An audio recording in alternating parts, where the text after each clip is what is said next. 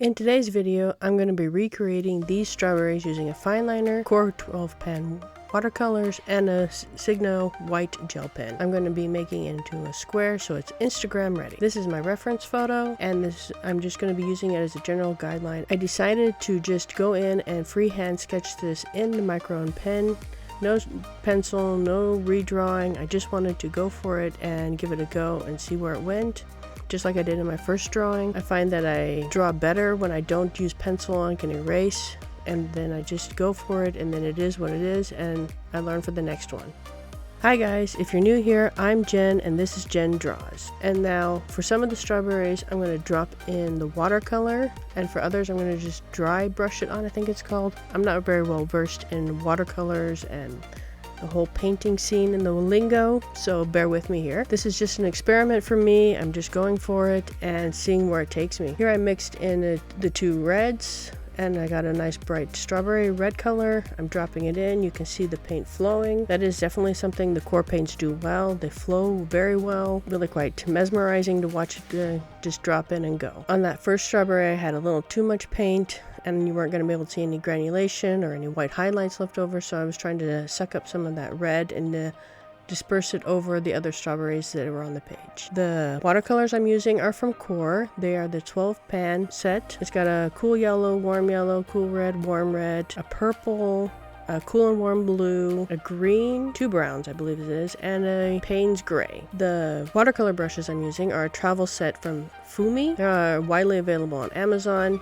They said that they were sable, but they don't act like my other sable brushes. They're very floppy, they're very soft. I think they're more probably a synthetic or a squirrel, but that's fine. I'm not really that picky, and for me, they were just nice, cheap brush set that I could use. Now I've mixed up a blue color for the blueberries. I'm again doing the same procedure. Some will be wet, I'll drop the paint in, some are going to be dry painted on. Now I'm mixing up a different color of red so that all my strawberries don't have the same color of red. Some are going to be more purplish, pinkish undertoned. I just wanted a wide variety since not all strawberries are the same color, and it gives more interest to the picture. I know probably some of you that are watching are watercolor artists. You're probably wanting to scream and yell and say, no, you can't do it like that. If you have any suggestions, leave them for me in the comments. I'm willing to learn. This like only a handful of watercolor paintings I've ever done, and I'm still learning.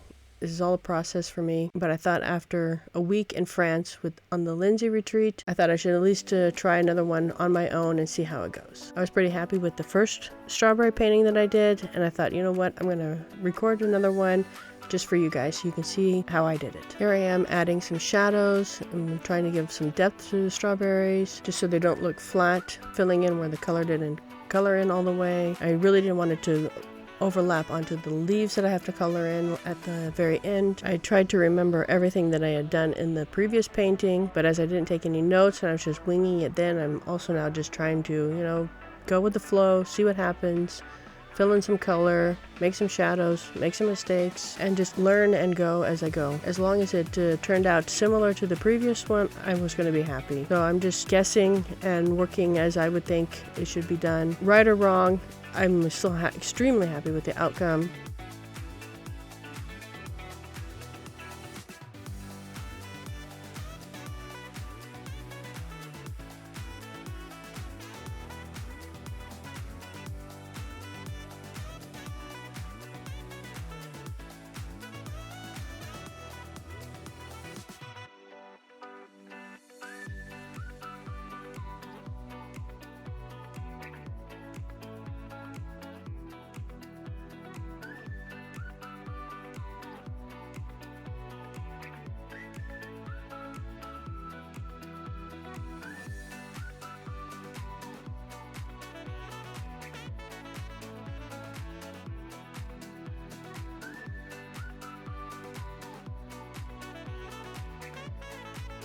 Now for the blueberries, I did a very similar process. I had a light colored blue, I had a dark colored blue.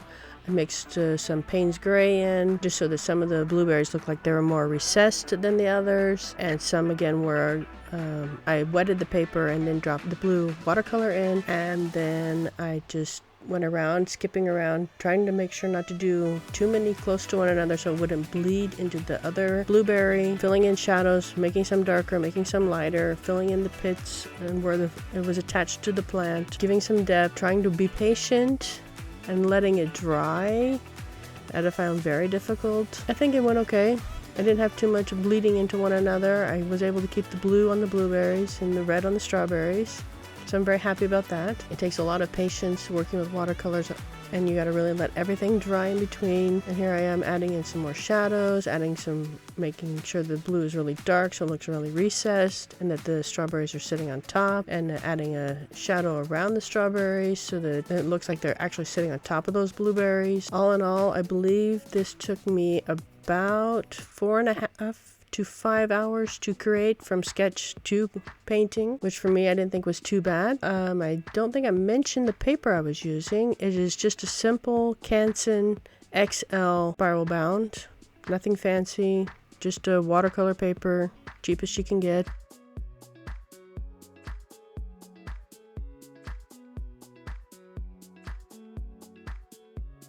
I thought my strawberries were a little dark, so I made up a really bright red color, and then I had a lot of water, and then I went over just about every single strawberry in hopes that that would lighten them all up, and it did. I thought that was pretty cool that you could do that. I mean, it's not as bright as it is in the pan, but it did lighten them up so they didn't appear so dark.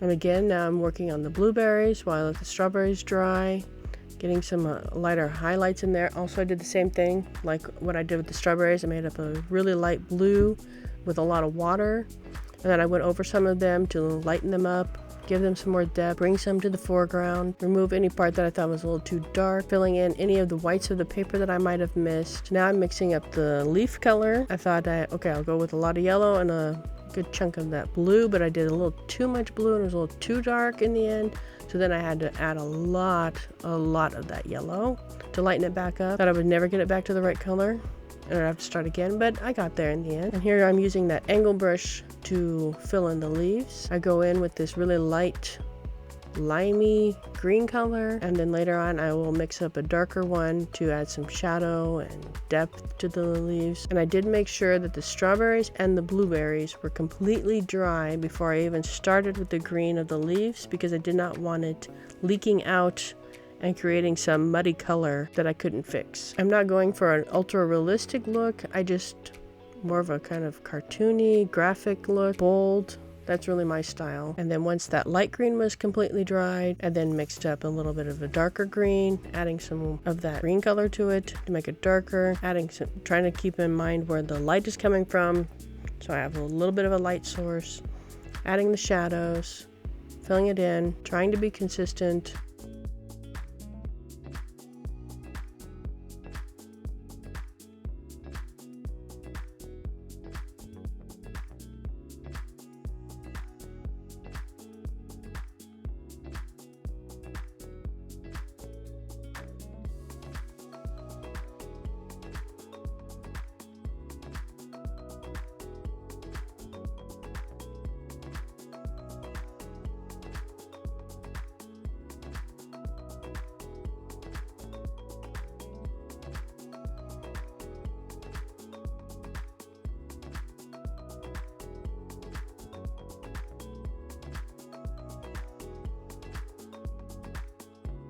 And now I'm mixing up what is going to be the pits for the seeds. And then I just made a dark red color, and then I dotted all the lines in. That was very time consuming, but very therapeutic and relaxing at the same time, because you're just drawing little dots, dotting them in on every single strawberry, everywhere. Trying not to be making too much of a pattern since they're not really all super in a straight line, just to give it a little bit of realism. Some are thinner, some are thicker, some have more paint, some have less paint, so they appear lighter in color. and I just dotted them all over. It's amazing how those little dots give the strawberries life, and then they look like real strawberries. Before that, I thought the whole thing was still pretty much a hot mess, but this last bit of where you're adding the dots for the strawberries on the strawberries and then the white highlights, it all just seems to come together at the very last minute. I also added some white to the blueberries, as they were looking pretty flat now that I had all these dots on the strawberries.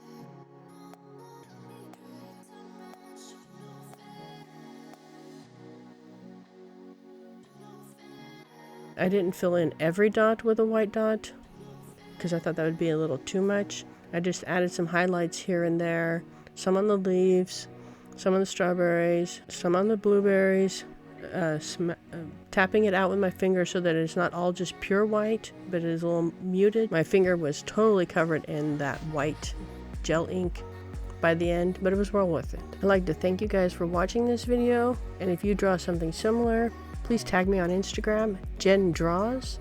I'd like to see what you make from this.